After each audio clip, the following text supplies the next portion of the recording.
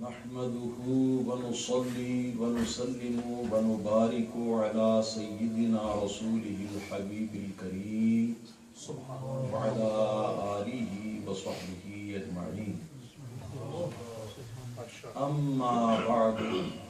فأعوذ بالله من الشيطان الرجيم. بسم الله الرحمن الرحيم. قال الله تبارك وتعالى في القرآن المجيد والفرقان الحميد: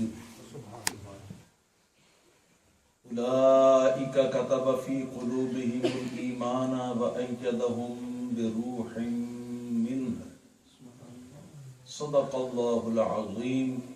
وقال الله تبارك وتعالى في شان حبيبه الحبيب محمد صلى الله تعالى عليه وآله وسلم مخبرا وعاملا: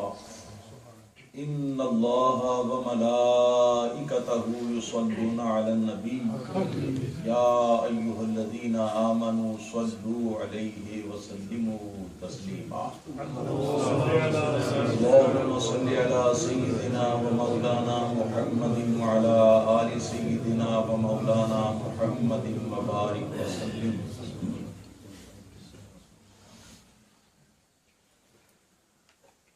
بہت ہی گرامی قدر حضرات،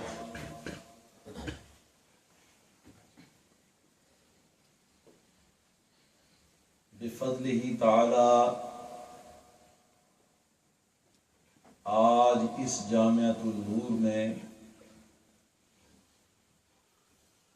اس نورانی تقریب کے اندر آپ سب حضرات کو بھی سعادت حاصل ہوئی ہے، مجھے بھی سعادت حاصل ہوئی ہے۔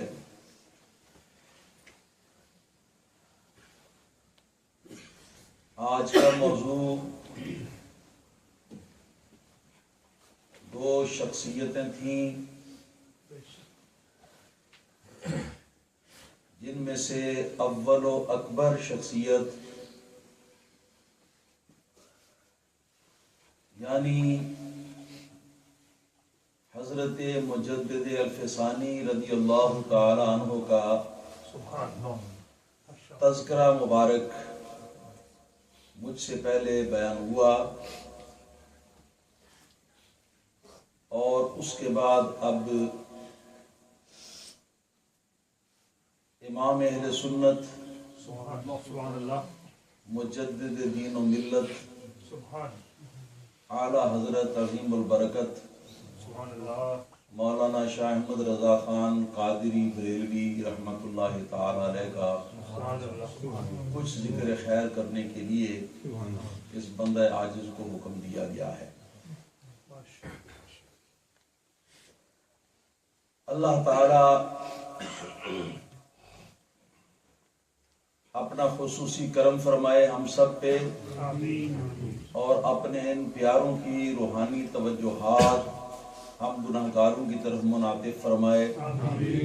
جس کی برکت سے ہمارا ذوق و شوق اور ہماری اندرونی کیفیت جو ہے اس کے اندر تبدیلی، اچھی تبدیلی پیدا ہو۔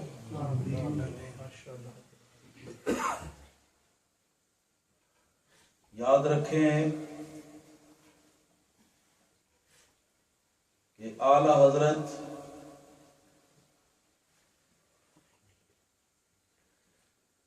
عظیم البرکت مجدد دین و ملت امام اہل سنت مولانا مفتی الشاہ احمد رضا خان بریلوی رضی اللہ تعالی عنہ آپ کی ذات کے بارے میں میں چند ایک سادہ سی باتیں آپ حضرات کی خدمت میں عرض کروں گا۔ میرا مقصد یہ ہوگا کہ اعلی حضرت فاضل بریلوی رحمۃ اللہ تعالی علیہ کے بارے میں کچھ معلومات آپ حضرات کو حاصل ہو جائیں، یہ مقصد ہے۔ اللہ تعالیٰ کرم فرمائے۔ تو آپ کا اصلی نام احمد رضا ہے،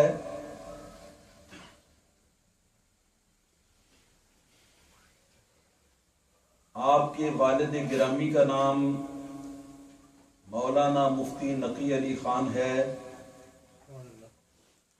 پر دادا کا نام مولانا رضا علی خان ہے، اور ان کے والد کا نام مولانا کاظم علی خان ہے،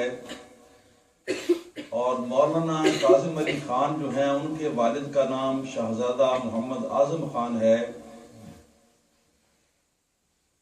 اور شہزادہ محمد اعظم خان کے والد گرامی کا نام مولانا علامہ سعادت یار خان ہے، اور ان کے والد گرامی کا نام مجاہد اسلام محمد سعید اللہ خان کندھاری ہے۔ یہ اتنا نسب نامہ آپ کا تفصیل کے ساتھ کتابوں کے اندر ہمیں ملتا ہے، وہ میں نے عرض کر دیا۔ اعلیٰ حضرت فاضل بریلوی رحمۃ اللہ تعالی علیہ کے آباء و اجداد کا تعلق افغانستان کے ساتھ تھا، وہاں سے بعض شاہان اسلام کے ساتھ فوجی خدمات انجام دیتے ہوئے مجاہد اسلام محمد سعید اللہ خان کندھاری رحمۃ اللہ تعالی علیہ یہاں سرزمین ہند کے اندر وارد ہوئے، اور انہوں نے بہت ساری فوجی مہمات جو ہیں ان کو سر کرنے کی خدمات انجام دیں، جن کے نتیجے میں شاہان اسلام نے ان کو بڑی بڑی جاگیریں مختلف مقامات پر انڈیا کے اندر دے رکھی تھی۔ ان میں سے ایک جاگیر کا تذکرہ آتا ہے جس کا نام ہے شیش محل۔ یہ محل بنا ہوا تھا اور شیشے کا بنا ہوا تھا، بہت بڑی خوبصورت اور قیمتی بلڈنگ تھی۔ حضور داتا گنج بخش علی اجمیری رحمت اللہ تعالی علیہ کے سرانے کی طرف جو مین روڈ سے ایک سڑک مغرب کی طرف جاتی ہے، اس کا نام آج بھی شیش محل روڈ ہے، شیش محل روڈ۔ اسی روڈ کے اوپر یہ محل تھا۔ بعد میں پھر یہ محل جو ہے یہ حضرت امام احمد رضا خان فاضل بریلوی رحمت اللہ تعالی علیہ کے آباء و اجداد نے یہ کسی کو دے دیا تھا۔ اس کے علاوہ انڈیا کے مختلف مقامات پر جاگیریں تھیں۔ اعلیٰ حضرت فاضل بریلوی رحمت اللہ تعالی علیہ جب پیدا ہوئے سن 1272 ہجری آپ کا سن ولادت ہے، تو اس وقت تک آپ کے والد گرامی ایک بہت بڑے جاگیر کے مالک تھے اور امیر کبیر آدمی تھے۔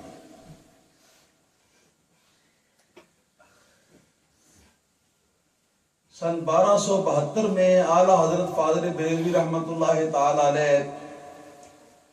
کی ولادت باسعادت ہوئی ہے، جس کو آپ نے قرآن کریم کے ان الفاظ مبارکہ سے نکالا ہے کہ اولئک کتب فی قلوبہم الایمان وایدہم بروح منہ۔ یہی وہ لوگ ہیں کہ جن کے دلوں کے اندر اللہ تعالیٰ نے ایمان کو نقش کر دیا ہے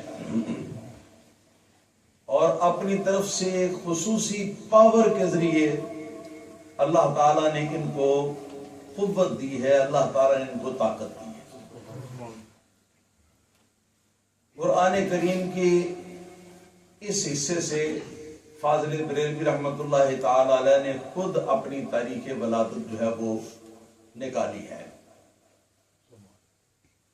اعلیٰ حضرت فاضل بریلوی رحمۃ اللہ تعالی علیہ کا گھرانہ نہایت ہی علم و فضل کا گھرانہ تھا، اور آپ کے گھر میں آپ کے والدین جو ہیں یہ باقاعدہ طور پر اپنے گھر میں عربی زبان بولا کرتے تھے۔ اعلیٰ حضرت فاضل بریلوی رحمۃ اللہ تعالی علیہ نے اپنے والدین سے عربی زبان کو سیکھا اپنے بچپن کے زمانے کے اندر،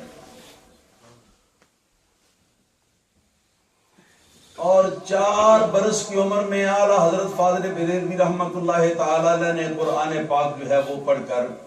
مکمل کر لیا۔ کتب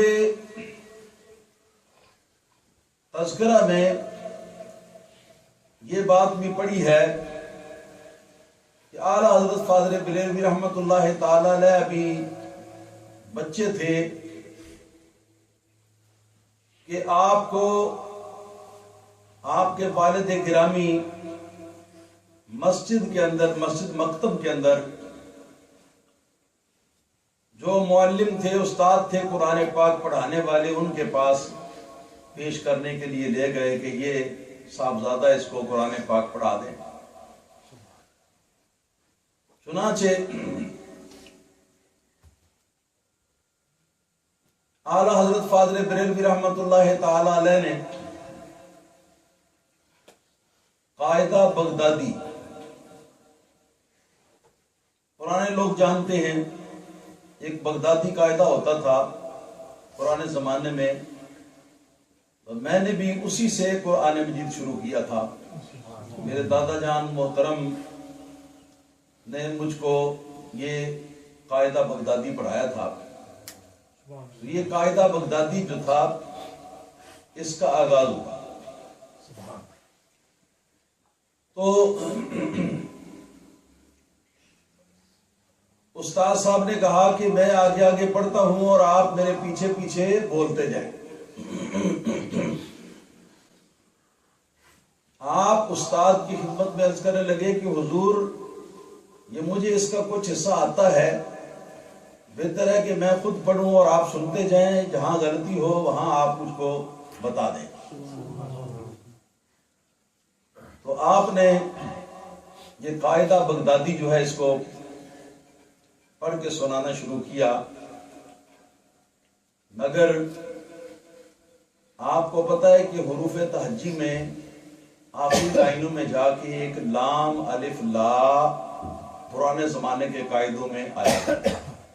ہم نئے قاعدوں کے اندر نہیں ہے، لام الف لا۔ یہاں پر پہنچ کر اعلیٰ حضرت بریلوی رحمۃ اللہ تعالی علیہ رک گئے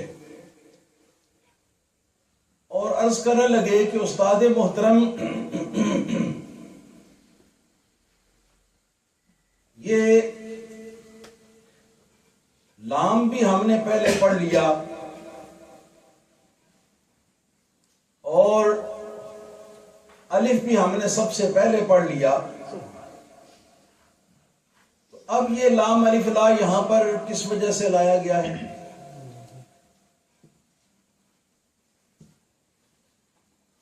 استاد صاحب اب عالمانہ انداز میں گفتگو فرمانے لگے اور فرمانے لگے کہ بیٹا جو شروع میں جس کو آپ نے الف پڑھا ہے نا، اور سب لوگ الف پڑھتے ہیں، یہ دراصل یہ الف نہیں، یہ حمزہ ہے۔ حمزے کو کبھی تو حمزے کی شکل میں لکھ دیتے ہیں اور کبھی الف کی شکل میں لکھ دیتے ہیں، تو الف آپ کا ابھی باقی تھا، لہذا یہاں پر الف جو ہے اس کو لے آئے، اور چونکہ الف خالی ہوتا ہے جب تک اس سے پہلے کوئی زبر والا حرف نہ پڑھا جائے اس وقت تک الف کو پڑھ نہیں سکتے، اس وجہ سے اس کے شروع میں لام لایا گیا ہے. تو جو پہلے آپ نے الف پڑھا وہ الف نہیں تھا، حمزہ تھا. اور اب جو یہاں الف پڑھا تو یہ حقیقی الف ہے. الف ساکن ہوتا ہے اور ما قبل اس کا مفتوح ہوتا ہے. تو یہ لام اس کے شروع میں جو پڑھا گیا ہے تو یہ پڑھا گیا ہے اس لیے کہ تاکہ الف کو پڑھ سکیں اس کے ذریعے. لام الف لا، ورنہ تو الف کو پڑھنا مشکل. تو اعلیٰ حضرت بریلوی رضی اللہ تعالیٰ عنہ نے یہ عرض کیا، استاد صاحب ایک بات مجھے ذرا سمجھائیں کہ الف سے لے کر اور یہاں تک بہت سارے حروف گزرے ہیں. تو یہاں یہ جو اصلی الف آپ بتا رہے ہیں، اصلی الف کو پڑھنے کے لیے لام کیوں خاص طور پر اس کے شروع میں لایا گیا؟ اس کے شروع میں با لا سکتے تھے، تا لا سکتے تھے، اس کے شروع میں جیم لا سکتے تھے، اس کے شروع میں دال لا سکتے تھے. لام ہی کیوں لگایا یہاں پر؟ تو استاد صاحب نے اٹھ کر آگے بڑھ کر آپ کا ماتھا چوم لیا اور فرمانے لگے کہ شہباز صاحبزادے، مجھ سے بھی کبھی کسی نے یہ مسئلہ آج تک نہیں پوچھا، تو میں اب آپ کو پورا مسئلہ بتائے دیتا ہوں. وہ یہ کہ لام الف لام اصل الف ہے. لام کو پڑھا گیا تاکہ لایا گیا تاکہ اس کی ذریعے سے الف کو پڑھا جا سکے. اب آپ کا سوال یہ ہے کہ با کیوں نہیں لایا گیا لام کی بجائے؟ تا کیوں نہیں لایا گیا؟ جیم کیوں نہیں لایا گیا؟ دال کیوں نہیں لایا گیا؟ سین کیوں نہیں لایا گیا؟ یہ سوال آپ کا. تو اس کا جواب یہ ہے کہ وجہ یہ ہے کہ الف اور لام کے درمیان وہ تعلق اور وہ مناسبت ہے کہ جو کسی اور حرف کا الف کے ساتھ نہیں. آپ نے پوچھا حضور وہ کیا ہے؟ تو استاد گرامی فرمانے لگے وہ یہ ہے کہ اگر کہو الف تو درمیان میں اس کے لام موجود ہے. یا اگر کہو الف الف تو درمیان والا حرف کون ہے؟ لام ہے. یعنی الف کے نام کے اندر درمیان والا حرف لام ہے. اور جب لام کا نام لو تو لام کے نام کے اندر درمیان والا حرف جو ہے وہ الف ہے. یہ مناسبت الف کو کسی اور حرف کے ساتھ نہیں ہے اور نہ کسی اور حرف کو الف کے ساتھ. اس وجہ سے یہ یہاں پر لایا گیا. یہ پہلے دن کا یہ قصہ ہے جب آپ پڑھنے کے لیے اپنے استاد صاحب کی خدمت میں پہنچے. اس سے آپ اندازہ فرما سکتے ہیں کہ جو بچہ اپنے بچپن کے اندر اتنا ذہین ہے کہ پہلے دن استاد کے ساتھ یہ سوال جواب کرتا ہے تو اس کی اٹھان پھر کیسی ہوگی اور اس کی جوانی پھر کیسی ہوگی اور پھر اس کے علوم ہائے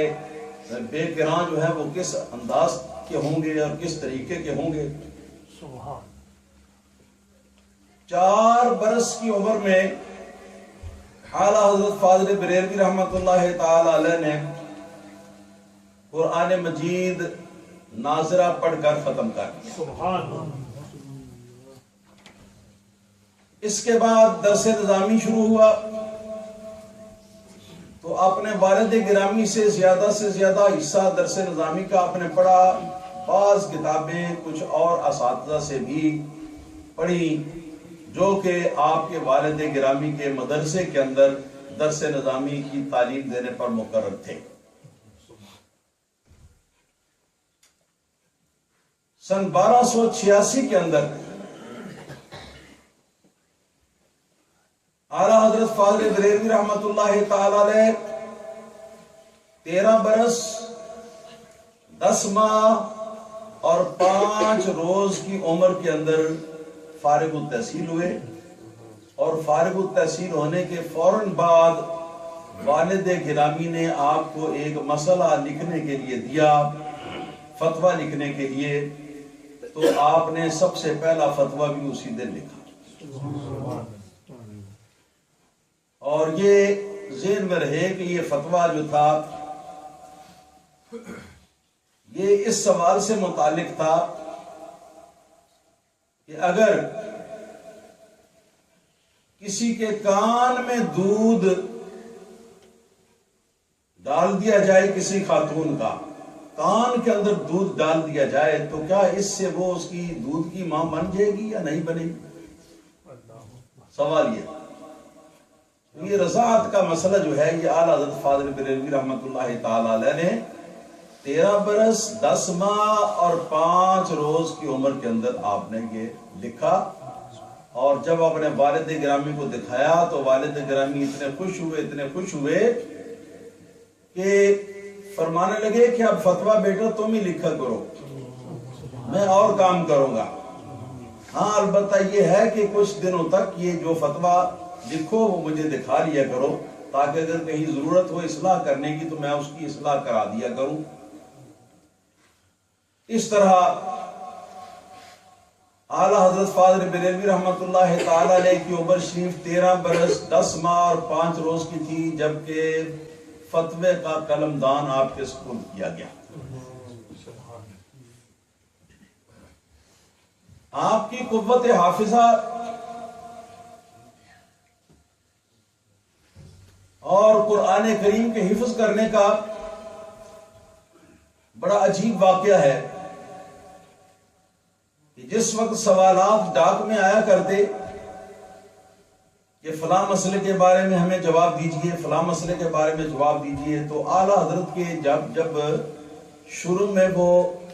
مسائل پوچھنے والے حضرات نام لکھتے تو آپ کے نام کے ساتھ حافظ بھی لکھ دیتے، حافظ بھی ساتھ لکھ دیتے، مگر واقع امر یہ تھا کہ آپ حافظ قرآن نہیں تھے۔ تو آپ نے سوچا کہ اتنے لوگ ہیں لکھنے والے، کوئی کہاں سے لکھتا ہے کوئی کہاں سے لکھتا ہے، تو میں ان سب لوگوں کو بتا تو سکتا نہیں کہ میں حافظ نہیں ہوں، مگر جو یہ لکھتے ہیں تو میں یہ بھی نہیں چاہتا کہ وہ جھوٹ رہے، لہذا آپ نے یہ شروع کیا کہ جو رمضان شریف آگے آ رہا تھا اس رمضان شریف میں افطار کے بعد مغرب کی نماز پڑھ کے، تو مغرب کی نماز پڑھنے کے بعد عشاء کی نماز تک آپ 1.25 سپارہ قرآن کریم کا حفظ فرماتے، اور پھر اسی رات عشاء کی نماز کے بعد تراویح کی نماز میں اس کی منزل بھی سناتے۔ اس طرح ادھر رمضان پاک مکمل ہوا، ادھر اعلیٰ حضرت بریلوی رحمۃ اللہ تعالی علیہ کا حفظ قرآن مکمل ہوا۔ اتنا غضب کا حافظہ تھا، اتنا غضب کا حافظہ تھا۔ ایک مرتبہ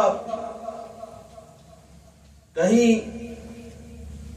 آپ تشریف لے گئے تو جن صاحب کے یہاں آپ قیام فرما تھے وہ بھی عالم دین تھے، اور ان کے پاس کوئی ایسی قلمی کتاب ملی کہ جو اعلیٰ حضرت کے کتب خانے کے اندر موجود نہیں تھی، تو آپ نے اس کتاب کے بارے میں پوچھا، صاحب خانہ نے وہ کتاب پیش کر دی، تو آپ نے اجازت نہیں کہ اگر آپ اجازت دیں تو میں اس کو پڑھ کے واپس کر دوں۔ انہوں نے کہا کہ بے شک یہ آپ کی کتاب ہے، اور بھی کوئی کتاب اگر آپ لے جانا چاہیں تو لے جائیں، مگر رات کو جس وقت عشاء کی نماز کے بعد آپ اپنے کمرے میں آرام فرمانے کے لیے تشریف لے گئے تو وہاں 500-600 صفحے کی وہ ضخیم کتاب جو ہے اس کتاب کو آپ نے پڑھا، اور نظر ڈالنے کے بعد فجر کی نماز میں جس وقت میزبان سے ملاقات ہوئی تو کتاب آپ نے اپنے پاس رکھی ہوئی تھی، فوراً شکریہ ادا کر کے تو واپس کی کہ میں نے جو اس میں دیکھنا تھا وہ میں نے دیکھ لی، جو پڑھنا تھا وہ پڑھ لیا۔ وہ صاحب کہنے لگے کہ میرا تو مقصد یہ تھا کہ آپ اس کو بریلی شریف لے جائیں، اپنے گھر لے جائیں اور آرام سے وہاں اس کتاب کا مطالعہ کریں، اور جس وقت آپ فارغ کر دیں اس کتاب کو تو یہ کتاب واپس آ جائے گی۔ تو آپ نے یہ ایک رات میں کیا ہو سکتا ہے؟ آپ نے فرمایا کہ الحمدللہ مسائل تو اس کے سارے یاد ہیں، مسائل تو اس کے سارے یاد ہیں، اور جہاں جہاں ضرورت پڑ سکتی ہے وہاں کی عبارت بھی یاد ہے، وہاں کی عبارت بھی یاد ہے۔ یہ اعلیٰ حضرت بریلوی رحمۃ اللہ تعالی علیہ کی قوت حافظہ تھی۔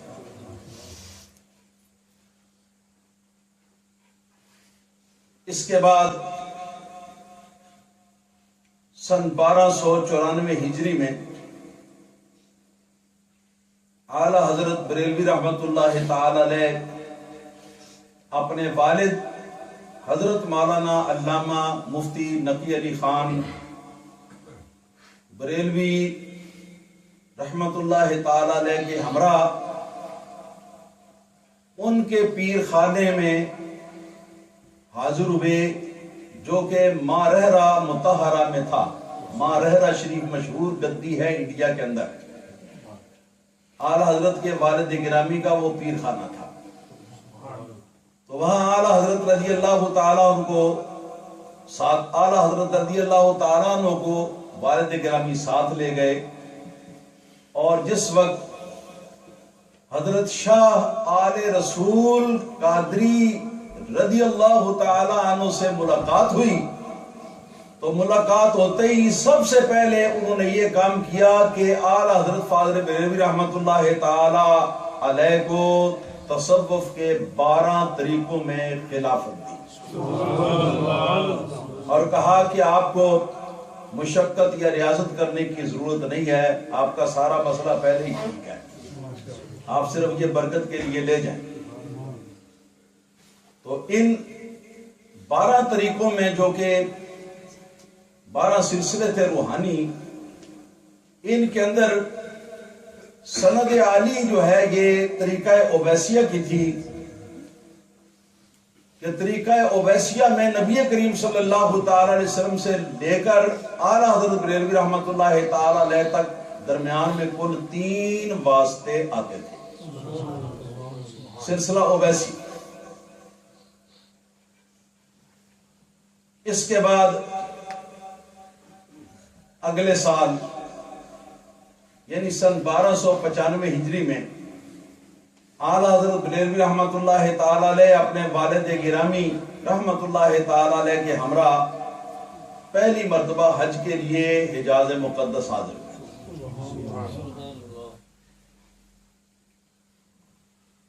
اعلیٰ حضرت کا بیان ہے، فرماتے ہیں کہ میں کعبہ شریفہ کا طواف کر رہا تھا، اس دوران امام کعبہ شیخ حسین بن صالح رضی اللہ تعالیٰ عنہ بار بار یہ میری طرف دیکھتے تھے، چنانچہ جو ہی میں نے طواف کو ختم کیا تو انہوں نے آگے بڑھ کر میرا ہاتھ پکڑ لیا، اور ہاتھ پکڑ کے مجھے اپنے گھر لے گئے۔ گھر لے جا کر فرماتے ہیں کہ میرا ماتھا چوما اور دیر تک محبت سے دیکھتے رہے، اور آخر میں حدیث پاک کی اور قادری سلسلے کی اجازات اور خلافت جو ہے وہ اعلیٰ حضرت بریلوی رحمۃ اللہ تعالی علیہ کو دیا، اور دے کے تو آپ کو واپس کیا۔ اس کے علاوہ اس زمانے کے شیخ العلماء مکہ مکرمہ میں مفتی شافعیہ امام احمد دہلان اور مفتی حنفیہ شیخ عبد الرحمن سراج، اور ان کے علاوہ اور بھی بہت سارے جو بڑے بڑے مرتبے کے علماء تھے، ان علماء نے اعلیٰ حضرت بریلوی رحمۃ اللہ تعالی علیہ کو خلافتیں دی، اجازتیں دی، اور اپنی سندیں جو ہیں وہ عطا کی۔ بس یہ کہ اس پہلے سفر حج میں فاضل بریلوی رحمۃ اللہ تعالی علیہ کا ایک مفصل تعارف علماء حرمین طیبین کے ساتھ ہو چکا تھا۔ اسی موقع پر جب مکہ مکرمہ سے مدینہ منورہ کی طرف آپ روانہ ہونے لگے تو اس وقت آپ نے اپنی شورا آفاق وہ نظم آپ نے کہی کہ جس کا آغاز یہاں سے ہوتا ہے: حاجیو آؤ شہنشاہ کا روضہ دیکھو، کعبہ تو دیکھ چکے اب کعبے کا کعبہ دیکھو۔ پوری نظم ہے، یہ پوری ایک نظم ہے، اور اس نظم کا ایک ایک شعر ہی نہیں بلکہ ایک ایک کلمہ، بلکہ ایک ایک حرف جو ہے نبی کریم صلی اللہ علیہ وسلم کے عشق میں ڈوبا ہوا کعبہ شریف اور گنبد خضرا کے احترام کے اندر غرق۔ اس کے بعد سن 1317 ہجری میں ندوۃ العلماء انڈیا کے اندر ایک مدرسہ، مگر یاد رکھنا یہاں پر مجھے فوراً اسی وقت ایک بات ذہن میں آئی ہے، میں آپ کو بھی ذرا اس کے ساتھ شامل کرنا چاہتا ہوں۔ وہ یہ کہ مکہ مکرمہ کے اندر وہ بیٹھک یا وہ مکان کہ جس مکان کے اندر بیٹھ کر اکابر قریش نے حضور نبی کریم صلی اللہ تعالی علیہ وآلہ وسلم کو شہید کر دینے کا مشورہ کیا تھا، اس جگہ کا نام بھی دار الندوہ ہے۔ کیا نام ہے اس کا؟ دار الندوہ۔ اور یہی دار الندوہ یہاں انڈیا کے اندر بعض بدعقیدہ لوگوں نے ایک ادارے کے طور پر قائم کیا جس کا نام دار الندوہ رکھا، اور اس کے اندر یہ کیا کہ جس طرح مفتی صاحب بتا رہے تھے نا کہ اکبر کے دور میں وہ اس نے ایک ملحوبہ دین الہی جو ہے وہ تیار کیا تھا، کچھ حصہ مسلمانوں کا قانون، کچھ حصہ ہندوؤں کا، کچھ حصہ انگریزوں کا، کچھ سکھوں کا وغیرہ وغیرہ ملا کے سارا تو ایک ملحوبہ اس نے تیار کیا تھا۔ تو اسی طرح ندوہ والوں نے، دار الندوہ والوں نے شیعہ کو لیا، وہابیوں کے تمام گروہوں کو لیا اور سنیوں کو بھی لیا، اور جتنے فرقے اس وقت موجود تھے ان سب فرقوں کو اپنے اندر ملا کے تو اس کے اوپر قانون اسلام کی روشنی میں اعلیٰ حضرت فاضل بریلوی رحمۃ اللہ تعالی علیہ نے سن 1317 ہجری میں فتوی کفر دیا تھا، فتوی کفر دیا تھا۔ جو شخص راہ راست پر چلنے والے گروہ کو اور گمراہ فرقے کو دونوں کو ایک جیسا قرار دیتا ہے وہ مسلمان نہیں ہے، نہ ہی یہ مسلمان کا کام ہو سکتا ہے۔ گمراہ فرقے گمراہ ہیں اور جو اہل حق ہیں وہ اہل حق ہیں، اور قیامت تک ان کا امتیاز یہی اللہ تعالیٰ اور اس کے رسول صلی اللہ علیہ وسلم کی بارگاہ کے اندر مانا ہوا رہے گا، اس کے علاوہ کوئی تبدیلی نہیں ہوگی۔ تو اس کے اندر یہ لازم آیا کہ جو مثال کے طور پر شیعہ مذہب کے کفریات ہیں، جو وہابیوں کے دیوبندیوں کے کفریات ہیں، وہ سارے بھی گویا کہ اپنے سر پر ذمہ داری کے طور پر انہوں نے لے لیے، جن کے اوپر کفر کے فتوے جاری ہو چکے ہوئے تھے۔ تو اب ظاہر ہے کہ جو اس قسم کی غلیظ ٹوکری جو ہے وہ اٹھا کر اپنے سر پر رکھے گا تو وہ بھی غلیظ بن جائے گا۔ تو اعلیٰ حضرت بریلوی رحمۃ اللہ تعالی علیہ نے 1317 ہجری میں ایک فتویٰ لکھا، اور فتویٰ جو ہے وہ کتابی شکل کے اندر وہ چھاپا گیا۔ اس کے بعد حرمین طیبین کے علماء کے پاس یہ فتویٰ گیا، فتویٰ عربی زبان میں تھا، تو تو انہوں نے اس فتوے کو پڑھا اور پڑھ کر سب نے اس کی تصدیق کی اور کہا کہ یہ بالکل ٹھیک لکھا ہے دوست، حق اس سے متجاوز نہیں، اسی کے اندر ہے۔ اور جو تقریزیں اس فتوے کے اوپر علماء حرمین طیبین نے لکھی، وہ آج تک اعلیٰ حضرت کے اس کتاب کے ساتھ موجود ہیں، ان کو دیکھا جا سکتا ہے۔ ان تقریزوں کے اندر ان علماء کرام نے اعلیٰ حضرت بریلوی رحمۃ اللہ تعالی علیہ کے لیے بڑے بڑے اعلیٰ مرتبے کے الفاظ اور القاب جو ہیں وہ لکھی۔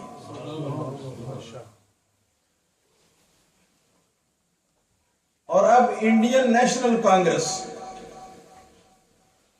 یہ سن 1885 میں یہ کانگریس بنی ہے، اور ہجری سال تھا اس کا قریباً سن 1303 ہجری۔ اس زمانے میں انگریز تیاری کر چکا تھا انڈیا کو چھوڑ کر واپس جانے کی، اور انگریز چاہتا تھا کہ اب انڈیا کی حکومت جو ہے وہ اپنے خاص جو چیلے چانٹے ہیں ان لوگوں کو یہ سپرد کر کے ہم جائیں، یہاں پر کوئی مبنی پر انصاف کوئی انتخاب نہ ہو یا کوئی حکومت نہ بنے، بلکہ ہمارے چیلے چانٹے لوگوں کی حکومت بنے۔ تو یہ انڈین نیشنل کانگریس انگریز نے اس مقصد کے لیے بنائی، اس کے اندر ہندوؤں میں سے اور مسلمانوں میں سے اپنے خاص چیلے چانٹے جو ہیں وہ چن کر تو اس کانگریس کے اندر ان کو مختلف درجے جو ہیں وہ دیے، اور اس کے بعد انگریز چاہتا تھا کہ انڈین نیشنل کانگریس کو وہ اقتدار سپرد کر کے تو خود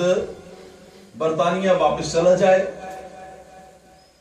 تو اس موقع پر بڑا خطرہ تھا کہ جن لوگوں کو وہ اقتدار دے کے جائے گا وہ لوگ نہ جانے کون ہوں گے، کیسے ہوں گے، کیا کریں گے، اور اس انڈین نیشنل کانگریس کا یہ نعرہ تھا ہندو مسلم بھائی بھائی، یہ نعرہ بھی تھا ان کا۔ حالانکہ انما المؤمنون اخوہ، جو مومن ہیں آپس میں وہ بھائی بھائی، اور مومن اور کافر جو ہیں وہ بھائی بھائی نہیں ہیں، اگرچہ بھائی بھائی کا ان کا رشتہ خون کا بھی ہو تو وہ بھی ختم ہو جاتا ہے، برباد ہو جاتا ہے۔ تو ایسے موقع پر علماء حق کا یہ فرض بنتا تھا کہ وہ لوگوں کو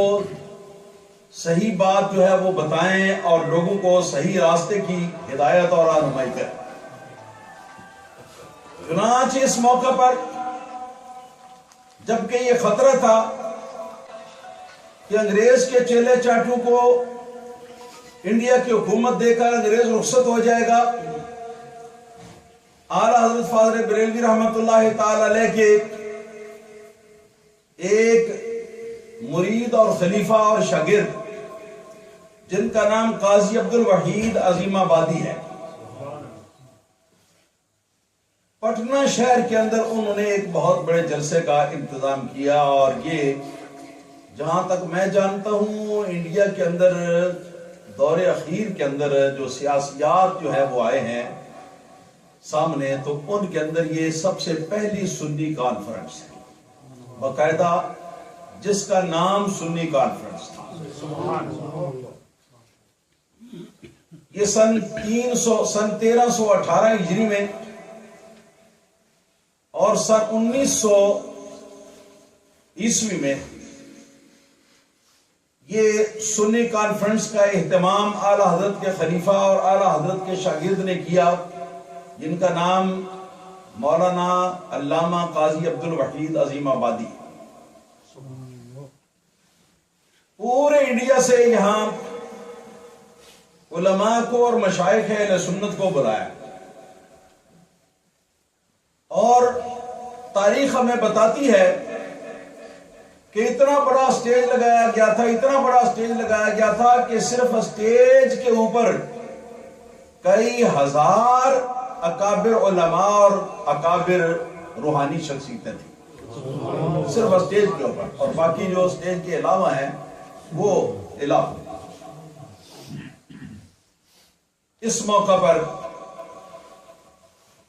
اعلیٰ حضرت فاضل بریلوی رحمۃ اللہ تعالی علیہ نے دو قومی نظریے پر قرآن و سنت کی روشنی میں ایک مدلل تقریر فرمائی، اور یہ جواب تھا اس نعرے کا جس میں کہا جاتا تھا کہ ہندو مسلم بھائی بھائی، اس کا جواب تھا۔ ظاہر ہے کہ یہی نعرہ اکبر کے دور میں بھی لگا تھا، ہندو مسلم بھائی بھائی، سارے فرقے بھائی بھائی۔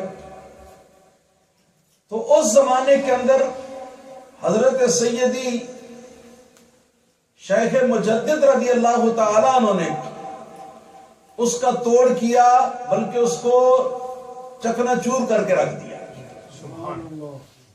اور اس کے بعد باقاعدہ طور پر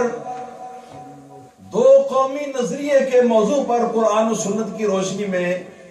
یہ ایک مدلل تقریر اعلیٰ حضرت فاضل بریلوی رحمۃ اللہ تعالی علیہ کی تھی اس پٹنہ کی سنی کانفرنس کے۔ اور اس کے بعد آپ کو پتہ ہے کہ بدایوں انڈیا کے اندر ایک بہت بڑا ایک علمی مرکز رہا، آج بھی، اس زمانے میں بھی تھا۔ تو وہاں کے بڑے علماء میں سے حضرت مولانا عبد المقتدر بدایونی رحمت اللہ تعالی علیہ نے کھڑے ہو کر اعلان کیا کہ اعلیٰ حضرت مولانا احمد رضا خان فاضل بریلوی اس صدی کے مجدد ہیں۔ کہ آپ نے وہ کام کیا جو کام مجدد کرتا ہے، آپ مجدد ہیں۔ پھر قاضی عبد الوحید بہاری صاحب نے ایک عربی زبان کے اندر قصیدہ اعلیٰ حضرت فاضل بریلوی رحمت اللہ تعالی علیہ کی شان کے اندر پڑھا، اور اس کے اندر بھی انہوں نے اعلیٰ حضرت بریلوی رحمت اللہ تعالی علیہ کو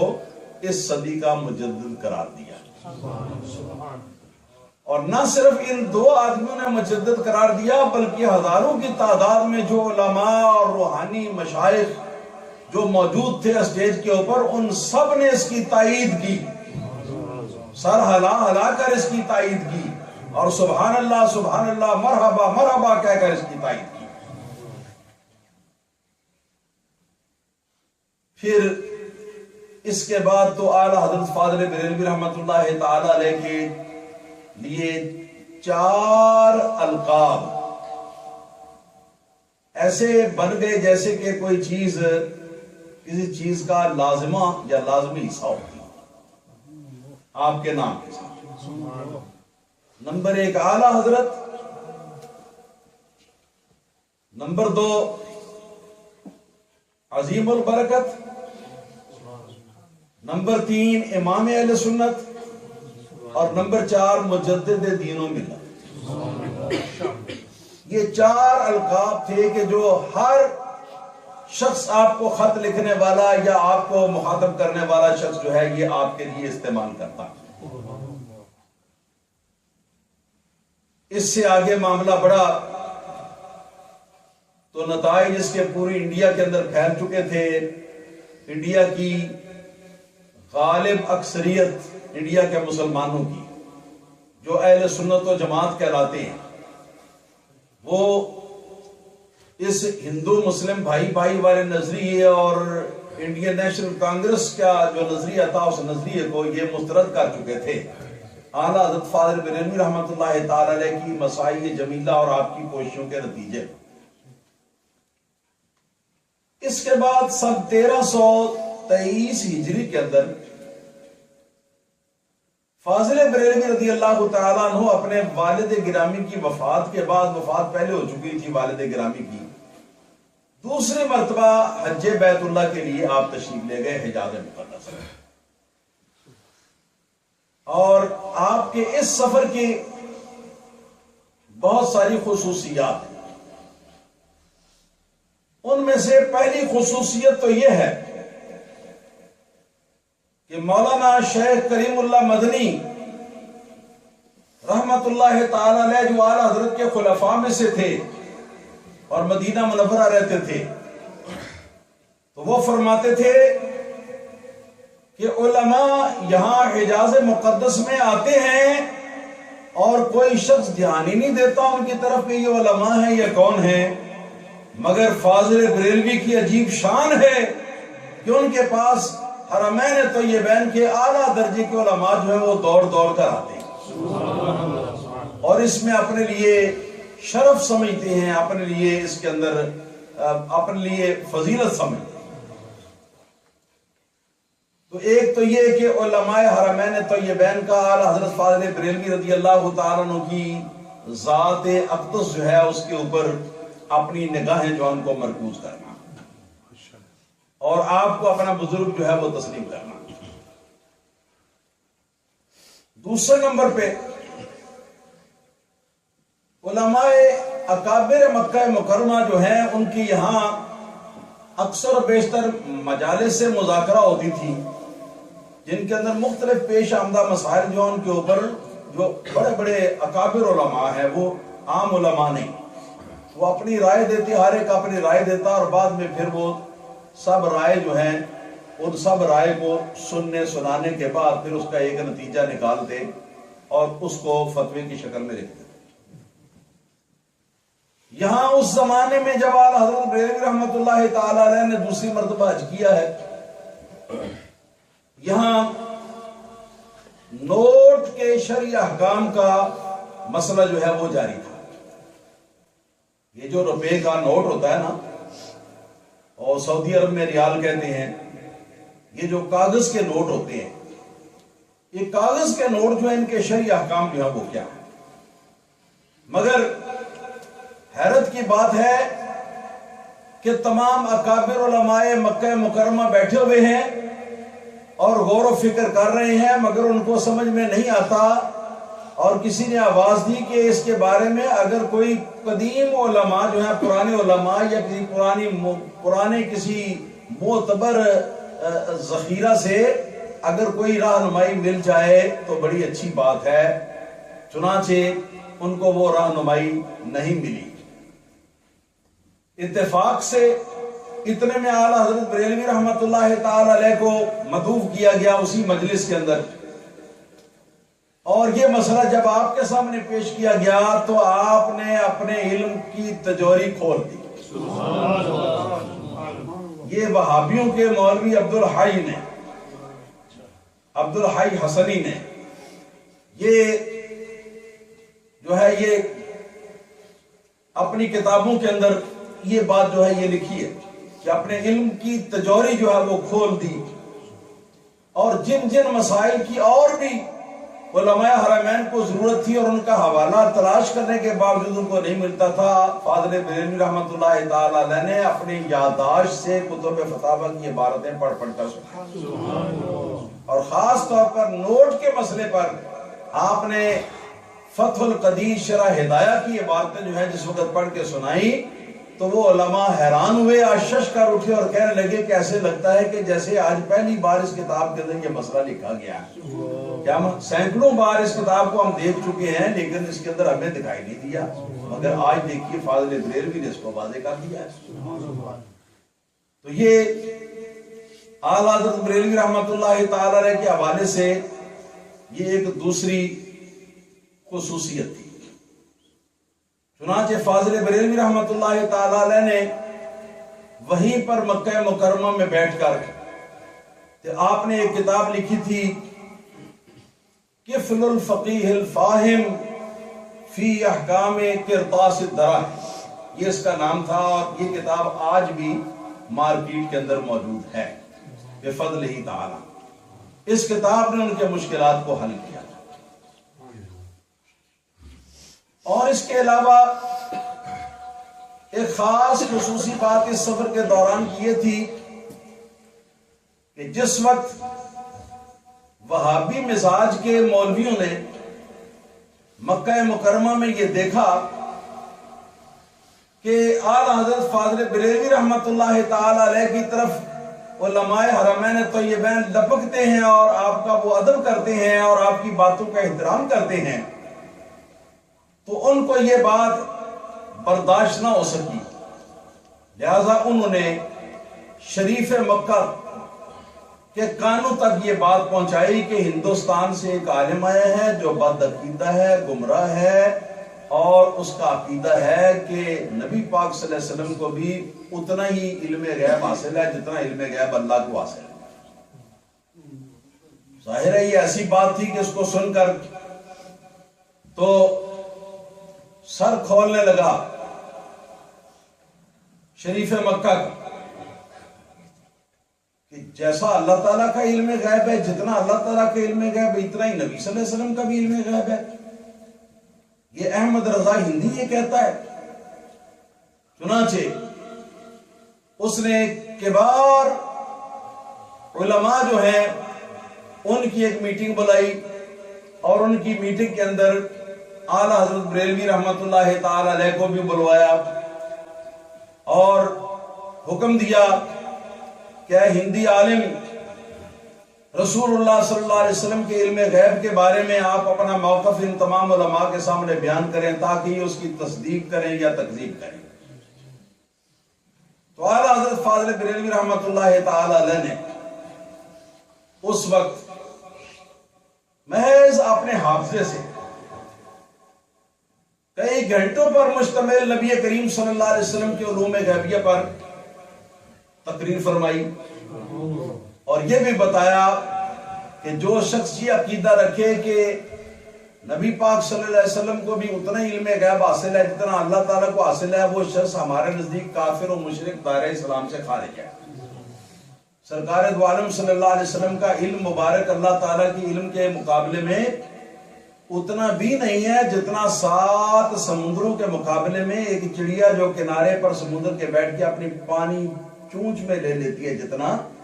تو جتنے یہ چڑیا کے چونچ کے پانی کو نسبت 7 سمندروں کے پانی کے ساتھ ہے نا، نبی پاک صلی اللہ علیہ وسلم کے علم کو اللہ تعالیٰ کے علم کے ساتھ اتنی نسبت بھی نہیں۔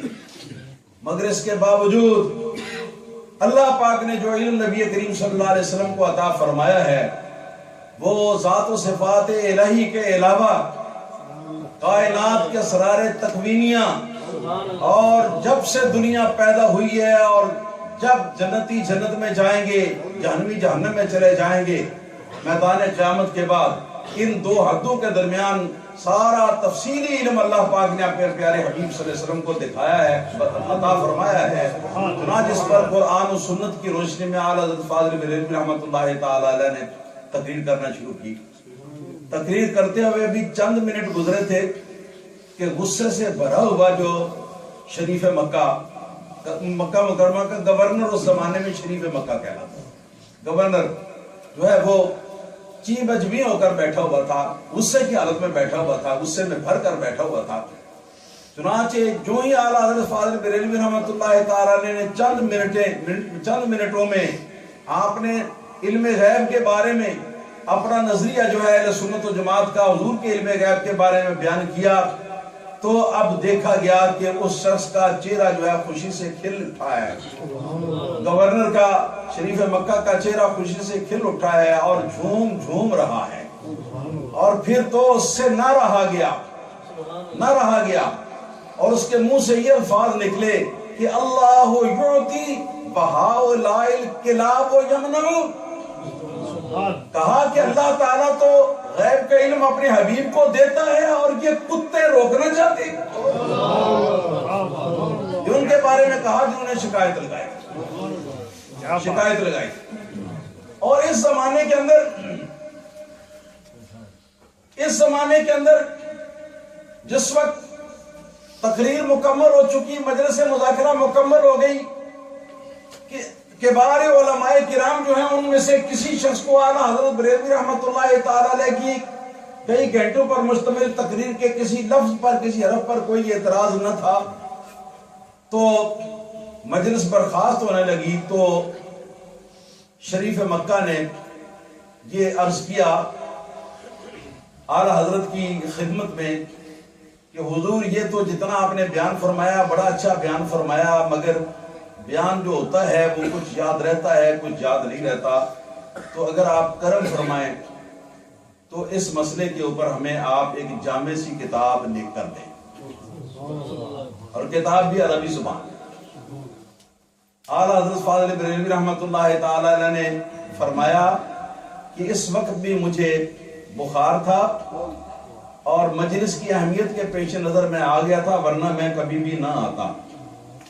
لیکن اگر آپ کا یہ اصرار ہے اس بات پر اور ضرور اس کا فائدہ ہوگا تو میں یہ کام بخار کی حالت میں بھی جا کے کروں گا اپنے ٹھکانے۔ تو اعلیٰ حضرت بریلوی رحمۃ اللہ تعالی علیہ جہاں ٹھہرے ہوئے تھے وہاں آپ واپس تشریف لائے، اور آپ نے بغیر کسی کتاب کے، بغیر کسی تفسیر کے، بغیر کسی حدیث کی کتاب کے، بغیر اکابر علماء دین جو ہیں ان کی کتابوں کے، آپ نے جو کچھ بھی تھا زبانی طور پر آپ نے اپنے قلم کے ساتھ عربی زبان کے اندر 8 گھنٹے کی مدت میں بخار کی حالت کے اندر آپ نے ایک ضخیم کتاب لکھ دی۔ سبحان اللہ، ماشاءاللہ، نعرہ تکبیر، نعرہ رسالت، نعرہ رسالت، نعرہ تحقیق، علماء سنت، ماشاءاللہ۔ اس کتاب کا نام بھی یاد رکھنے والا ہے، اس کا نام اعلیٰ حضرت نے بھی بڑا عجیب رکھا ہے۔ اعلیٰ حضرت نے اس کا نام رکھا ہے الدولۃ المکیہ بالمادۃ الغیبیہ۔ مطلب ہے کہ یہ کتاب کے اندر جو دولت اکٹھی کی ہے مکہ مکرمہ میں رہ کے میں نے یہ دولت کتاب کے اندر اکٹھی کی ہے، اور بالمادۃ الغیبیہ مٹیریل اس میں ایسا ہے جو سارا کا سارا جو ہے وہ بائی ہارڈ زبانی اپنے ذہن سے جو ہے وہ لیا ہے، کسی کتاب کو نہیں دیکھا، کسی کتاب کو نہیں دیکھا۔ تو یہ کتاب جو ہے یہ اردو ترجمے کے ساتھ پاکستان میں اب پھر کافی عرصے کے بعد چھپ چکی۔ اس کتاب کو آپ پڑھیں، آنکھیں کھل جائیں نبی پاک صلی اللہ علیہ وسلم کے علوم کے بارے میں کہ اللہ پاک نے کس قدر علوم نبی کریم صلی اللہ علیہ وسلم کو عطا فرمائے۔ اسی سفر کے دوران ایک تو یہ نمبر 1 مرزا غلام احمد قادیانی تھا، نمبر 2 مولوی رشید احمد گنگوئی تھا، نمبر 3 مولوی اشرف علی تھانوی تھا، نمبر 4 مولوی خلیل احمد نبیٹوی تھا۔ یہ 4 حضرات جو ہیں، اور 5واں مولوی محمد قاسم نانوتوی۔ ان 5 حضرات کے بارے میں اعلیٰ حضرت بریلوی رحمۃ اللہ تعالی علیہ نے پہلی مرتبہ اپنی اس کتاب کے اندر آپ نے باقاعدہ کفر کا فتویٰ لکھا تھا اور کہا تھا کہ یہ کافر ہو چکی۔ تو یہ کتاب اعلیٰ حضرت فاضل بریلوی رحمۃ اللہ تعالی علیہ کے پاس تھی سفر حج کے اندر۔ تو مکہ مکرمہ اور مدینہ منورہ کے اکابر علماء سے اس کتاب کے اوپر آپ نے تصدیقیں لکھوائیں، اور انہوں نے بڑے اچھے الفاظ کے ساتھ اس کی تصدیقیں لکھی ہیں اور کہا کہ یہ 5 جو ہیں یہ کافر ہیں، دائرہ اسلام سے خارج ہیں، اور اس طرح خارج ہیں کہ من شک فی کفرہم و عذابہم فقد کفر، جو شخص ان کے کافر ہونے کے بارے میں اور ان کے مبتلا عذاب ہونے کے بارے میں شک بھی کرے وہ بھی کافر ہو جاتا ہے، دائرہ اسلام میں باقی نہیں رہتا۔ تو یہ بھی ایک خصوصیت تھی اس سبق۔ فاضل بریلوی رضی اللہ تعالیٰ عنہ نے جو اس مسئلے کے اوپر وہاں سے تقریریں لکھوائیں، تو ان سب کو کتاب کے اندر جو تکفیر سے متعلقہ مضمون ہے وہ مضمون بھی، اور ساتھ جو علماء حرمین طیبین نے اس کے اوپر تصدیقیں اور تقریریں لکھی تھی وہ ایک کتاب کی شکل میں چھپ گئے ہوئے ہیں۔ اس کا نام ہے حسام الحرمین، حسام الحرمین اس کا نام ہے۔ تو وہ بھی مارکیٹ کے اندر دستیاب ہے، اللہ کے فضل و کرم سے ملتی ہے۔ اس کو پڑھیں، پڑھ کر حقائق کو سمجھیں تاکہ آپ ایک بصیرت کے اوپر آپ قائم ہو سکیں۔ حضرت فاضل بریلوی رحمۃ اللہ تعالی علیہ کی وفات सन 1345 हिजरी में हुई। और अब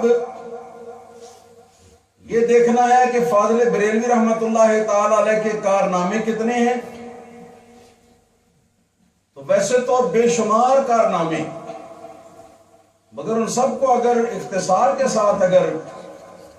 उनको इकट्ठा किया जाए तो हम कह सकते हैं कि ये 3 कारनामे हैं बहुत बड़े, जो कि ग्रुप और कमेटियां मिलकर भी अंजाम नहीं दे सकते, और फाजिल बरेलवी रहमतुल्लाह ताला अलैह ने तन्हा अंजाम दिए। इनमें से पहला